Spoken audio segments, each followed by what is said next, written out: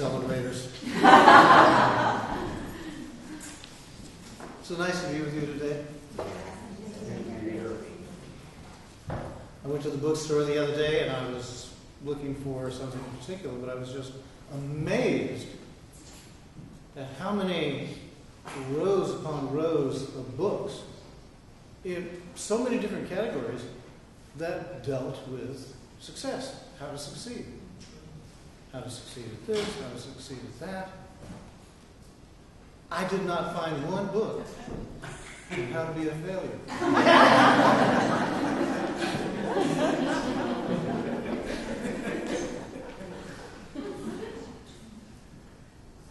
It's astounding.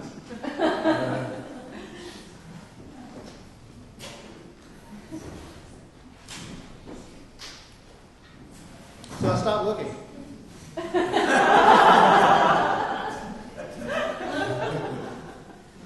But it did give me pause to think. You know, I'm a person who, for much of my life, as a matter of fact, I say a large majority of my life, have chosen to learn by doing. And I mean just by picking something up and trying it out, and consequently, I have done so many things so many times that it became almost like a signature. But rarely ever did I ever get to the place of feeling like I was a failure. But it's not to say that I didn't do things that didn't require me to do them over again. As a matter of fact, when I finally came upon Thomas Edison's statement that I have not failed, I've only done 10,000 ways that won't work, that I found, okay, here's a man I can agree with. We have something that's similar here. We have something similar here. Now, this is something that we have to realize is an essential part of life, failure. If you're afraid of failure, then you just need to remember that failure taught you how to walk. Is there anyone here who stood up and walked and from the first time on never ever fell down? Okay. If you did, please come on up and share that information. See, the thing of it is even when we're looking at a child and we see a child, we're saying, come on, you can do it, you ain't come along. And even with that first step, are we sitting there saying, oh, God, what a failure? Or that we're filled with shame for the child because it didn't learn how to walk right away. You see, we have a very clear and open connection with new beginnings. But somewhere along the way, we've lost sight of the value of failure. Somewhere along the way, we've got it in our minds, okay, when you reach a certain age, then you're not allowed to fail anymore. Mistakes just are not acceptable. How stupid.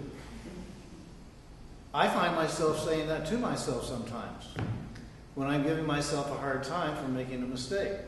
And I'll catch myself and I'll say, come on, Clark, how stupid. Just keep doing it and you'll get it. Now, certain things you have to be careful with. When I self-taught myself to use a table saw, I realized, okay, this is not a time to be distracted. And it was confirmed because I once worked in a cabinet shop where the young fellow who was using the table saw sawed up his finger. And he came up with his finger in one hand, missing in the other hand. They were able to put it back together, but I said to myself, this is an object lesson I'll learn from this fellow. The closest I ever came was getting to a place where I was cutting something so very close to the blade that the piece of wood dipped into the blade and just barely nicked my finger. But I was doing it was really, really close work, so that, to me, that was an exception. I find it so easy to use myself in things like this because how would you like for me to point out your failures to everybody else? See, it's a lot easier for me to do it with me. Well, for one thing, I'm much more intimately aware of it. So again, let's look and see that we really lost sight of the purpose of failure. Failure really gives us the opportunity to get clearer about what it is we're doing and how we're doing it, so that we can see if this is truly what we want to do. And if it is, then to recognize this failure means another opportunity is available for us to get it better the next time. Now this goes so far as what you're doing to create your life. This goes so far as any endeavor that you're engaged in. And oh, by the way, I know you've learned how to walk, so have I. We'll probably get to the point to where we forget how to walk and we'll have to start using helps to walk. You know, crutches, canes, prosthetics, wheelchairs, people to help us. But in the meantime, all the while we are learning from our experiences that often we label as mistakes. Because, see, you realize that failure really brings out the worst and the best in us, so that we can actually see what we really need to work on. Oftentimes, failures can help you to sharpen your focus and get rid of distractions. Sometimes what that translates into is you're trying to do too many things at the same time in your life. You're trying to juggle too many different things. Here comes contrast. The world is full of it. And it's a blessing in disguise. Sometimes not really such a disguise. Because we can see from our failures that this is not what we want and learn from them so that we can then move in the direction of what we do want. And then as we do, we find the contrast is in the feeling that we then experience regarding ourselves that we recognize through our efforts. You know, the real mistake is the one where we learn nothing.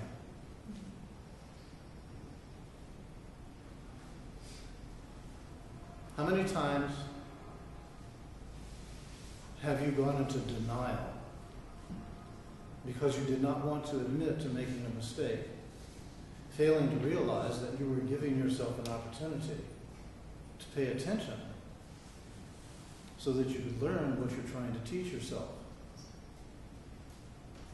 I know so many times we have become, again, brain dead to life in the realization that we are the creator of our life and that we are giving ourselves the examples and the opportunities that we need so that we can learn what we're wanting to learn.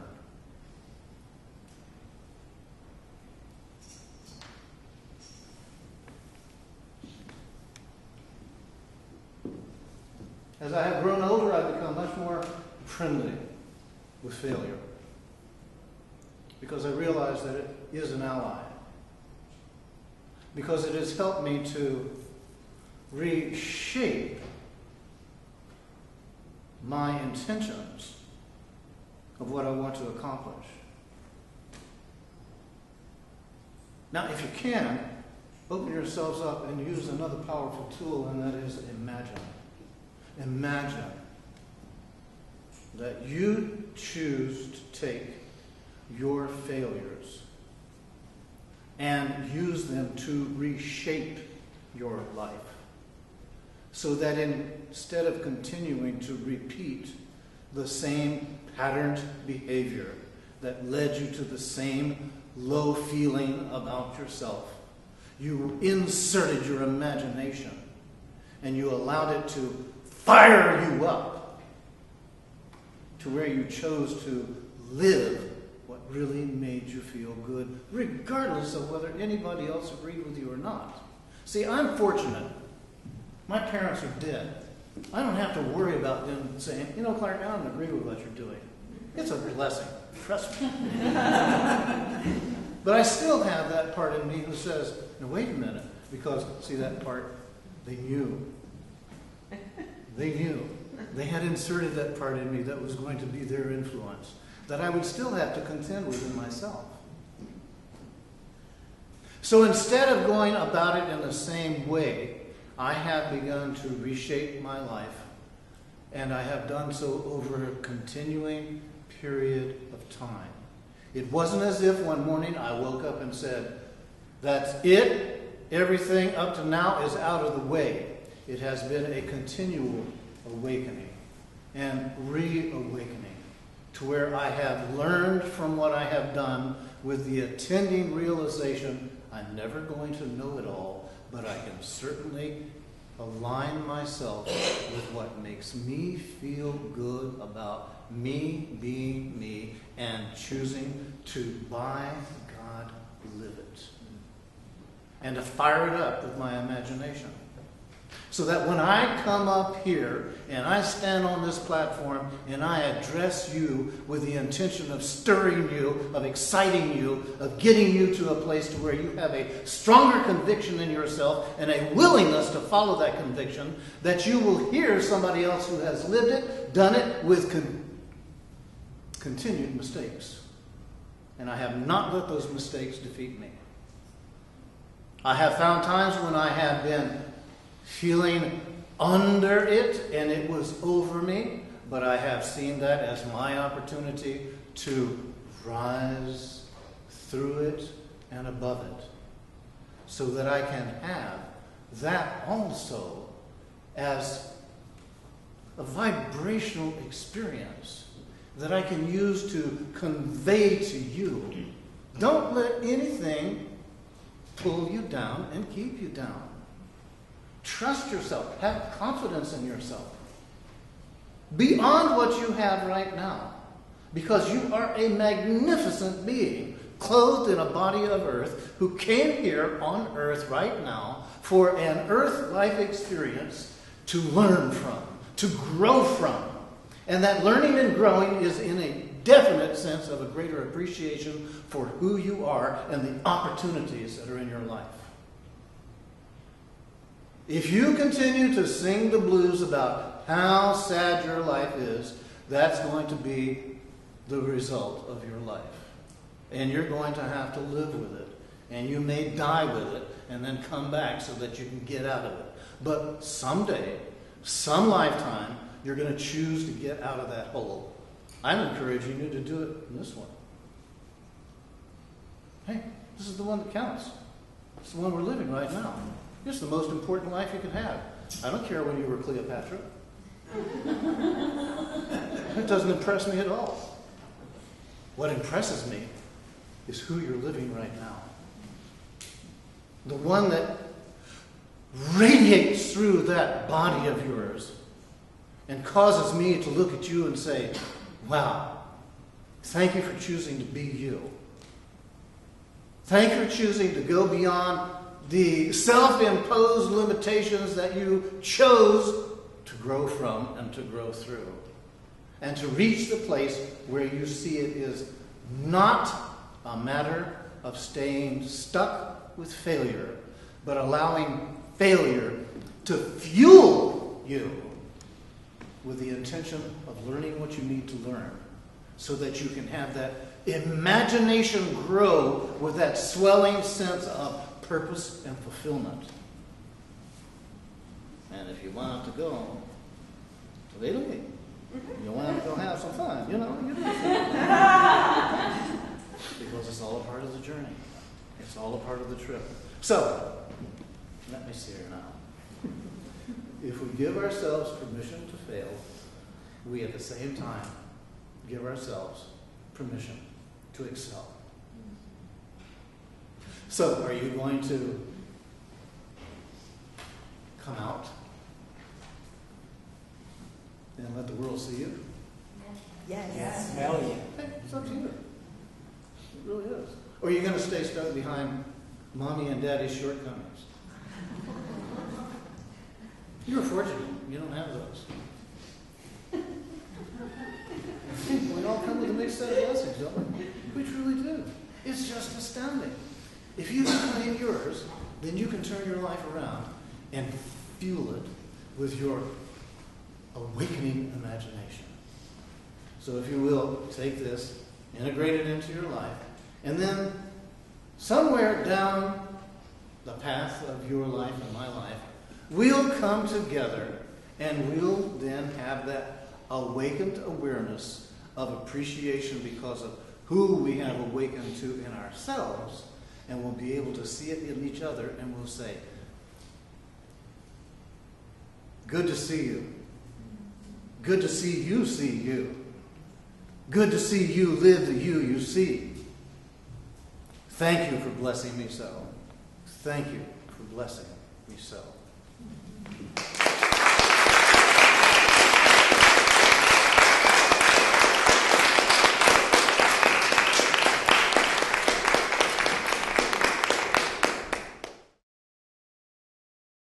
For more information about the Metaphysical Church of Enlightenment or the Rodin Foundation, please go to our website at www.rodin.org.